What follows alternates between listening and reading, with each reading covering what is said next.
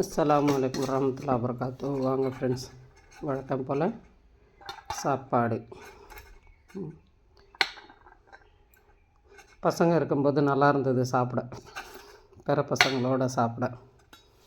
அவங்க லேட் பண்ணுவாங்க, ஆனாலும் நான் அவங்களோட சாப்பிட நல்லா இருந்தது. இப்போ தனியாக உட்காந்து சாப்பிட ஒரு மாதிரியாக இருக்குது.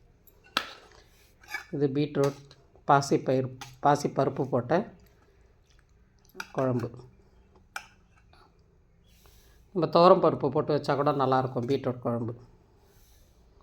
பாசிப்பருப்பு போட்டு வச்சுருக்கேன். கடையாமல் பருப்பு நல்லா வேக வச்சுட்டு அப்படியே நம்ம காயெல்லாம் போட்டு சாம்பார் வைக்கிற மாதிரியே வச்சுருக்கேன். அவரைக்காய் பொரியல் இவ்வளோ தான். இது கொத்தமல்லி, புதினா, கருவேப்பிலை சட்னி. பச்சையை அரைச்சிட்டு தாளிச்சிருக்கேன். நல்லாயிருக்கும். இதே மாதிரியே செஞ்சு பாருங்கள். பிடிச்சிருந்தால் லைக் பண்ணுங்கள், ஷேர் பண்ணுங்கள், கமெண்ட் பண்ணுங்கள், பெல் பட்டனை தட்டி விடுங்க ஃப்ரெண்ட்ஸ்.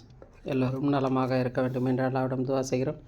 எல்லா புகழும் அல்லாஹ்வுக்கே, சாந்தியும் ஸலவாத்தும் நபி ஸல்லல்லாஹு அலைஹி வஸல்லம் மீது உண்டாகட்டும்.